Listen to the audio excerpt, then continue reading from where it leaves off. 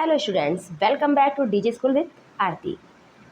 हिंदी वसंत कक्षा 8 भाग 3 पाठ 4 भगवान के डाकिए। इस चैप्टर को हमने अपनी पिछली क्लास में पढ़ा।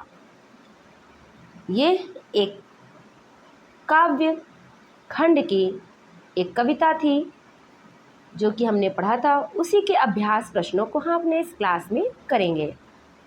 तो क्लास को स्टार्ट करें उससे पहले यदि आप हमारे चैनल पर पहली बार आए हैं तो चैनल को सब्सक्राइब कर लीजिए। क्लास पसंद आए तो क्लास को लाइक कीजिए और दोस्तों में शेयर कीजिए।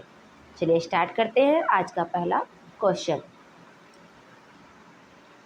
कवि ने पक्षी और बादल को भगवान के डाकिए क्यों बताया है? स्पष्ट कीजिए। आपको बताना है कि कवि ने पक्षी और बादल को भगवान के डाकिए क्यों कहा है। आंसर करते हैं। कवि ने पक्षी और बादल को भगवान के डाकिए इसलिए कहा है क्योंकि जिस प्रकार डाकिए संदेश लाने का काम करते हैं उसी प्रकार पक्षी और बादल भगवान का संदेश हम तक पहुंचाते हैं। उनके लाए संदेश को हम भले ही ना समझ पाएं, पर पेड़ पौधे, पानी और पहाड़ उसे भली प्रकार पढ़ समझ लेते हैं। जिस प्रकार बादल और पक्षी दूसरे देश में जाकर भी भेदभाव नहीं करते, उसी प्रकार हमें भी आचरण करना चाहिए। पक्षी और बादल के माध्यम से यह संदेश देने का प्रयत्न किया जा रहा है कि जैसे उनके लिए कोई सीमा रेखा नहीं होती है, वैसे हम मनुष्यों के बीच भी कोई सीमा रेखा नहीं होनी चाहिए। चलिए क्वेश्चन नंबर 2। पक्षी और बादल द्वारा लाई गई चिट्ठियों को कौन कौन पढ़ पाते हैं? सोच कर लिखिए। आपको बताना है, आपने कविता पढ़ा है तो इसका आंसर करिए। पक्षी और बादल द्वारा लाई गई चिट्ठियों को पेड़ पौधे, पानी और पहाड़ पढ़ पाते हैं। मतलब पक्षी और बादल जो चिट्ठियाँ ले आते हैं उसे कौन पढ़ पाता है? पेड़ पौधे, पानी और पहाड़। क्वेश्चन नंबर 3 पे चलते हैं।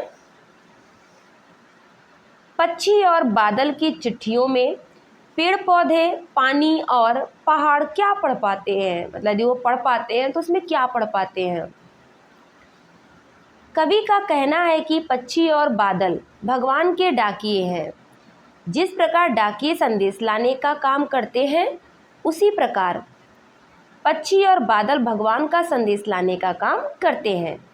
पक्षी और बादल की चिट्ठियों में पेड़ पौधे, पानी और पहाड़ भगवान के भेजे एकता और सद्भावना के संदेश को पढ़ पाते हैं।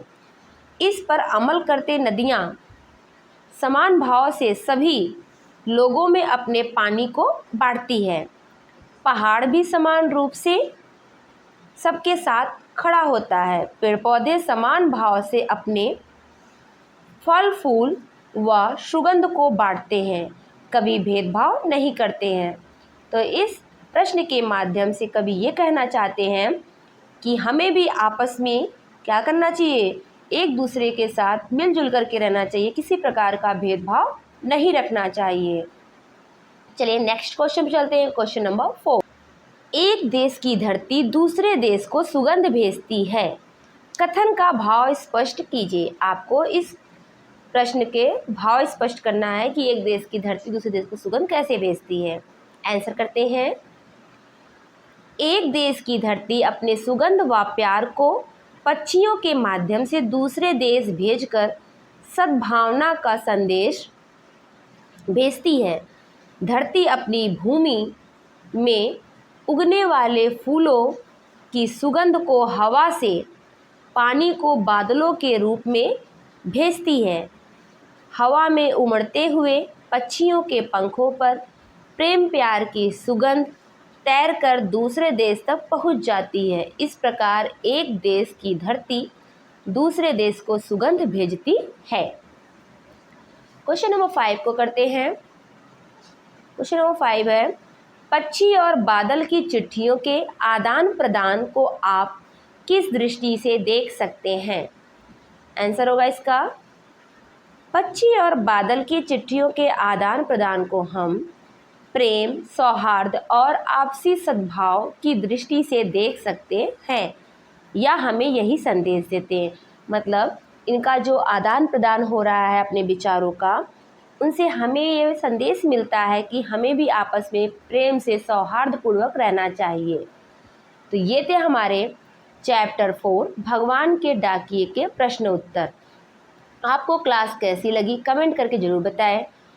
अगर चैनल पर पहली बार आए हैं तो चैनल को सब्सक्राइब कर लीजिए। वीडियो पसंद आया हो तो लाइक कीजिए और शेयर कीजिए। आज के लिए बस इतना ही, फिर मिलेंगे अपनी नेक्स्ट क्लास में एक नया चैप्टर के लेकर के। तो चलिए आज के लिए बस इतना ही। ओके।